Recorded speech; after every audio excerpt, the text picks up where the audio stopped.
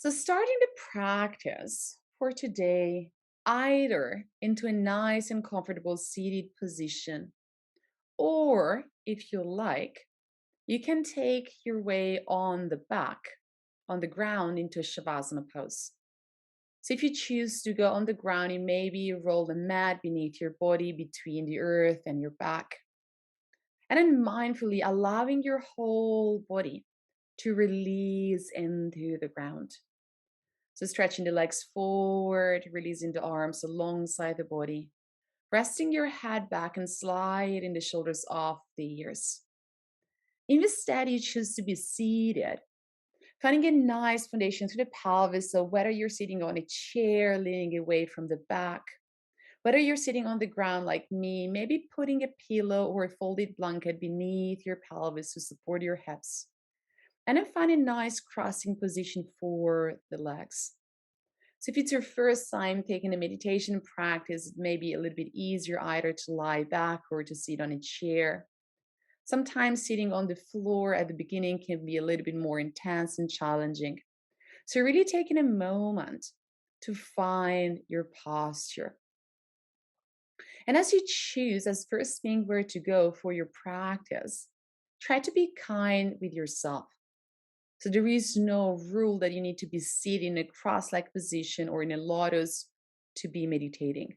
So try not to have any restriction or pressures on yourself on which pose you take. But find a pose that really allows your body to soften, allow your mind to draw in. And if it does feel good, allow your eyes to gently close. Releasing any tension into the face, softening the forehead, the eyebrows, the jaws, the lips. And taking a couple of deep, full breaths here.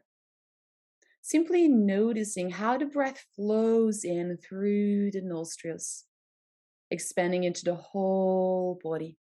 So try to stick to a breathing through the nose if you can through the practice. Maybe rewiring a little bit your mind if you're used to sometimes breathe through the mouth. So gently closing through the lips and then feeling the air flushing in and out through the nostrils. Taking a couple of moments to let you settle into the posture, into the practice. And taking the first moments in to let yourself fully arrive here. You're taking a nice break for yourself throughout your working day. And wherever you're at, letting the outside world fade into distance, letting your to-do list be there for you when you finish the practice, and letting your mind settle on the rhythm of the breath. And I was mentioning before, a lot of the practice is about drawing awareness inwards. So we're so much often projecting our attention towards the outside world. And through the practice, we want to revolve that process. We want to shed the light of the awareness within, taking a moment to really notice and inhabit ourselves. So noticing how you're feeling this morning into your physical body. And really just try to stay with those sensations for a couple of moments. And staying with the sensation doesn't mean making a whole movie out of how maybe you feel tension into your lower back or maybe how your shoulders are tight. But it simply means staying there without commenting, without judging, without immediately thinking through to a solution to solve your issue. But simply breathing through those sensations, becoming a little bit more familiar with those sensations without having the usual habit of running away because it's discomfort. Maybe sitting or lying a little bit here, noticing what's inside of you today.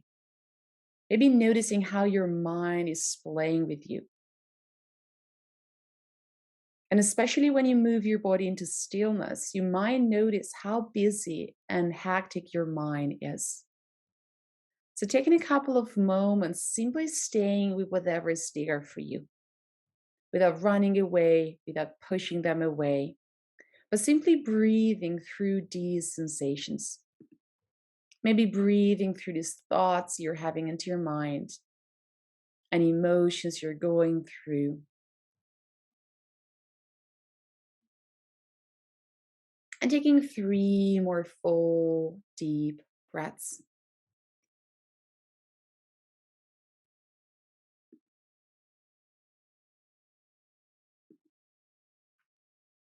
And maybe even noticing how the sensations start to shift the moment you pay attention to those. Simply by bringing your mind to those without doing anything else, without acting on those, without judging on those. And this brief exercise of paying attention brings me back straight to the theme of the class, of the practice today. So, practicing acceptance for the present moment. And as these words get spoken, I really want to focus on two words: acceptance and present moment. So, while you're here, listen to my voice guiding you through the practice and listening within to yourself. Taking a moment to observe what's your relationship with the present moment. And again, without judging, without giving grades how good or how bad you are, simply notice how often you can be present and honor whatever the present moment is offering you with. So notice how often you can be fully present and awake into the moment without your mind being anywhere else, without being connected to things you wish to be there, or without pushing sensations or things away. And this idea of being present is very crucial to the whole practice. So, again, without judging, especially without being harsh with yourself, always giving yourself grace. Notice how often you get yourself present to the moment.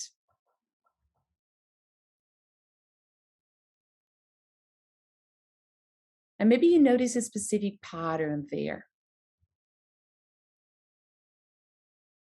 So, to give you an example, something happens into your life, whether at work or whether into your personal life,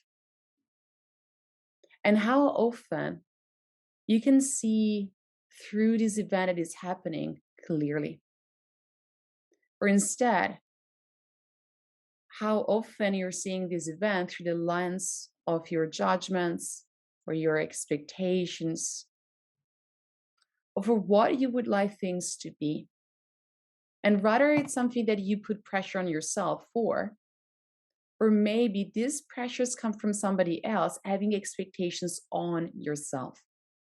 Maybe the way you should behave, you should perform, you should be. Maybe you can take into account a specific event that recently happened into your life. Use it as an example to notice what's your response, and most likely your response to the situation happening, especially when it's a situation that we define as a challenge, that maybe we didn't expect it for it to come, maybe we're not ready for it, maybe we didn't plan it, or maybe it's something that we really don't like.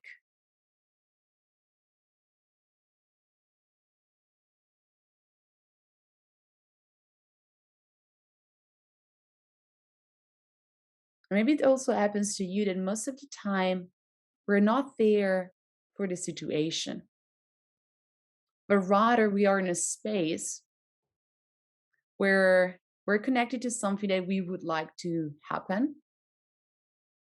We're pushing those sensations away, so we're resisting that event. Or, as I mentioned before, we think at how other people will think about us acting on that situation. And all these kinds of response moves us away from honoring the present moment. So all these like habits or all this response that most likely naturally happens pulls us away from being present.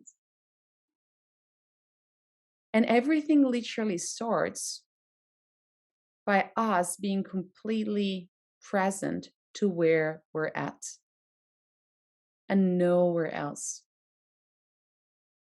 So, also the first step to shifting around that situation we're maybe struggling with is acceptance. And especially through the last couple of months, last couple of years, life has proven us to be maybe exciting, but at the same time also pretty challenging. And this is part of like the journey of a human being. So life is up, it's down, and sometimes it can be pretty messy. And if we look at it, we can notice how we can have control, and we do have control over certain things. But at the same time, we want to face and embrace the fact, as raw as it is, as true as it is, that we don't have control over everything.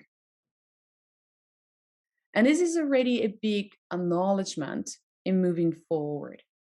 So, honoring the fact that we do have power, but sometimes we don't. And I totally understand it, especially as recent events taught us, that can be pretty destabilizing, can be pretty shaking things up.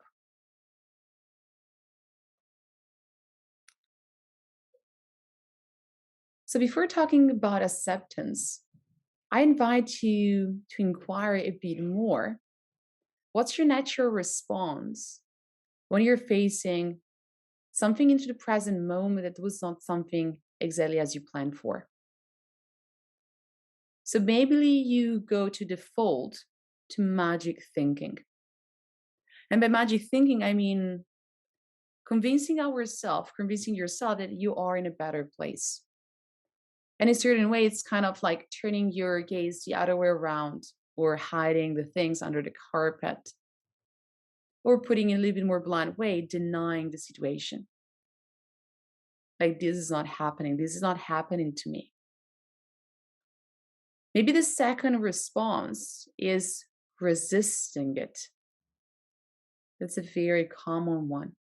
Like resisting the situation, like fighting against it.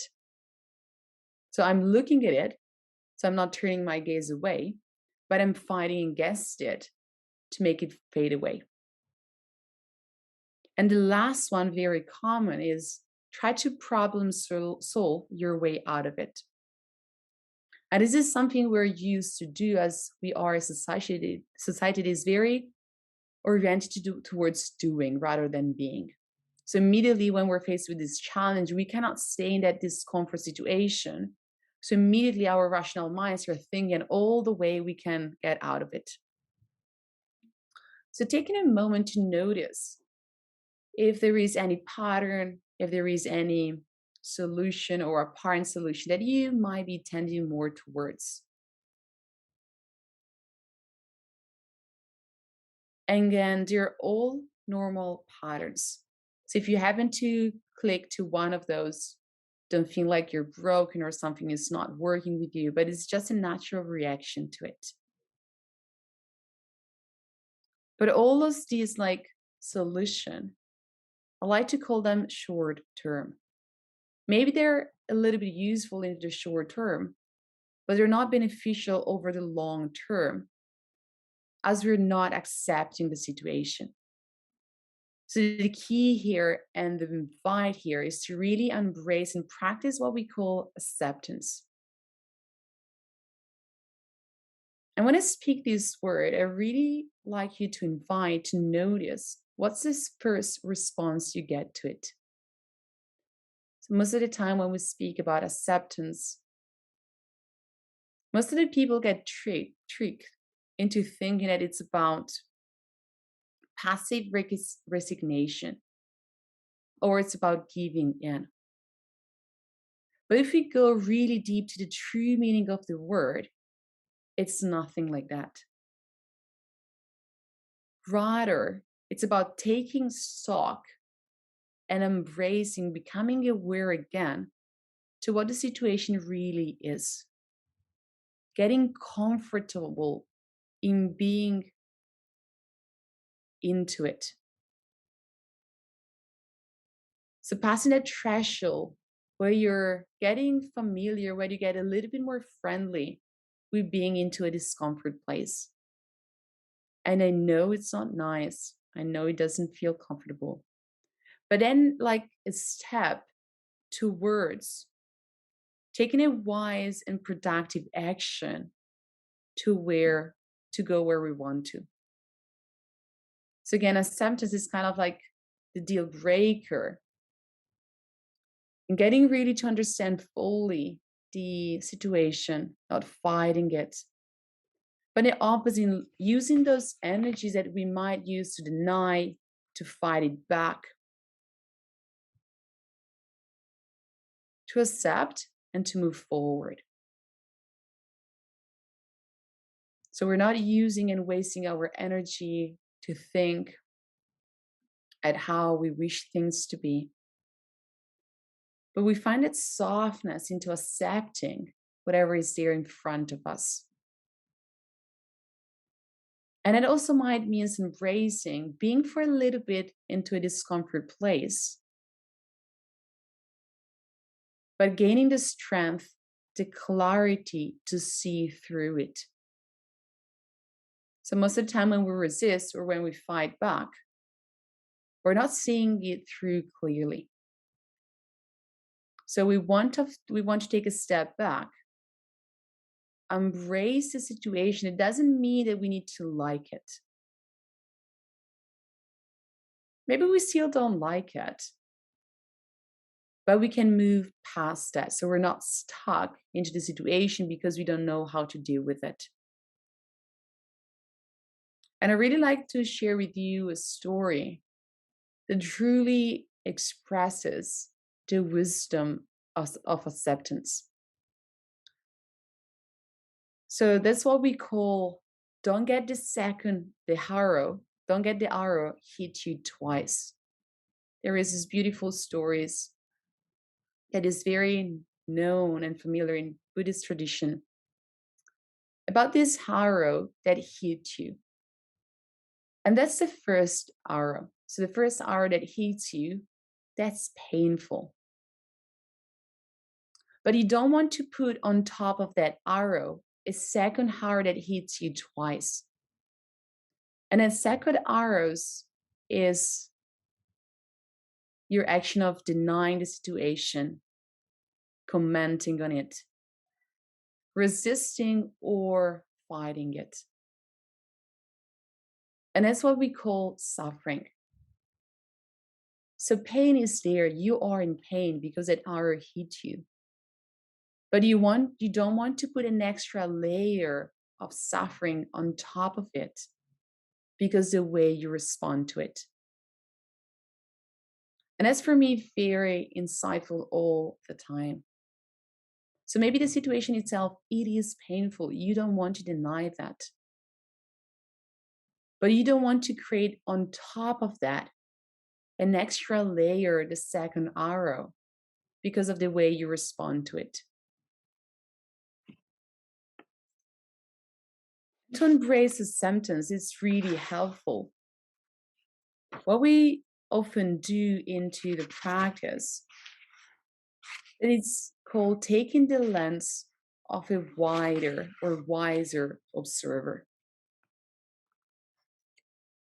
So whenever something happens into your life,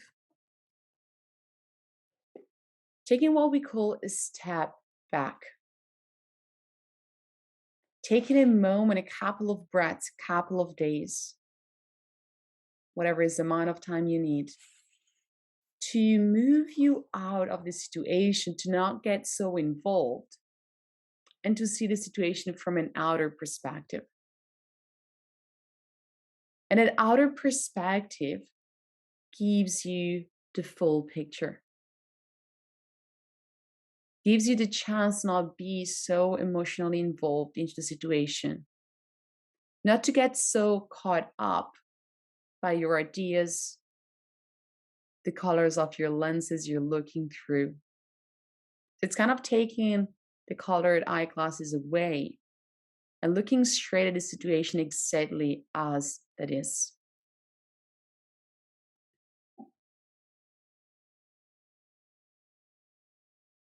And in a certain way, that's exactly what we do through the practice. We observe the situation, we try not to comment on it, to judge on it. And through this process, you can find acceptance. You can surrender in a more peaceful and quiet way to events. That doesn't mean that you don't need to take steps on it. So, again, coming back to the idea of like acceptance or resignation, it's not losing your hope and sitting there waiting for something to happen. Instead, it's the idea of sitting there, looking straight in front of you, what's there for you, seeing it clearly, and then from a centered and grounded place, taking action. But so that what that action you're taking is wise, it's not impulsive, but it's well reasoned and in a certain way well thought of. And by taking that step back, you can also take different insight into the situation. You can move towards what we've been talking about often, that growth mindset, and moving away from a fixed mindset. And cultivating growth mindset start exactly from accepting what's in front of you, what's there for you to work with. Pulling into your inner resources to go forward and to deal with it. But the first step of the whole journey is acknowledging, embracing, accepting what's there. And I really like to share with you this kind of method that you can always come back to when you're faced with moving away from the present moment, when you're faced with a challenge. And it's called RAIN, where R stands for recognize what's happening exactly as it is, no colors, no judgment, no expectations, no pressures. The A stands for allow life to be just as it is. And coming back to the idea of not falling into the trap of wishing things to be different, getting caught into what others might think of us. The I of RAIN stands for investigate your inner experience with kindness and curiosity. And again, curiosity is a word that often comes back to us, that beginner's mind, being open to possibility, to potentials. And then the N stands for note or practice known identification. So not fusing with what you are experiencing, but rather viewing it from a larger perspective. So keeping in mind this method of RAIN and using it whenever you need to remember yourself, to stay with it, to embrace it, not to get fully caught in, but moving away from it so you can see through clearly.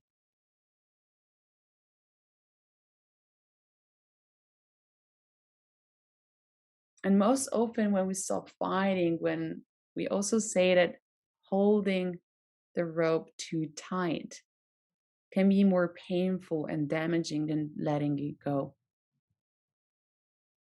So sometimes that constant fight, that constant holding tight can be very painful and damaging.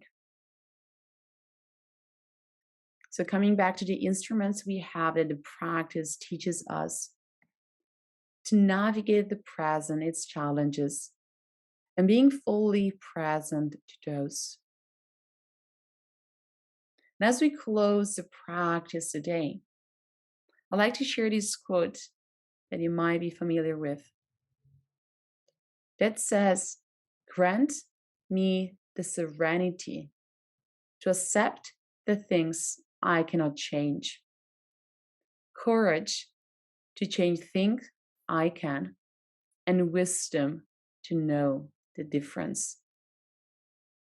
And this is very powerful. It reminds us to stay present, to learn the difference, and to accept what we cannot change. So, taking the last couple of deep, full breaths through the practice. And it also reminds us that sometimes we cannot change the situation, but we can still take steps forward. We can still take wiser action from that point onwards. So that in a way, not always lose, but we can still cultivate faith, we can still cultivate hope once we accept the moment and the present. So, taking your last couple of deep breaths here, wherever you are, taking a moment maybe to let these last words fade and dive deep into you. And be a reminder, like a compass, for when you step off your mat, off this break, and come back to your daily life.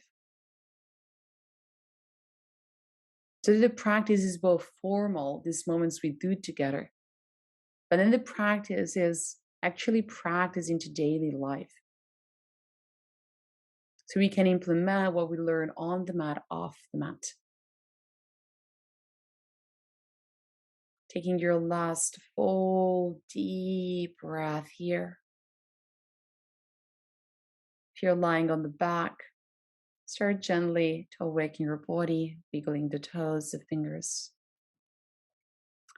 Drawing your knees into your chest and start rolling to one side of the body, maybe your right hand side. And then gently finding yourself into a seated pose, joining us into a sit. And before ending the practice, notice how you feel. Closing by placing the hands in front of the heart. Taking a moment to thank yourself for showing up today on the mat. Taking this time to cultivate presence, awareness. Bow your head to the heart, honoring your inner self. And until next time, namaste.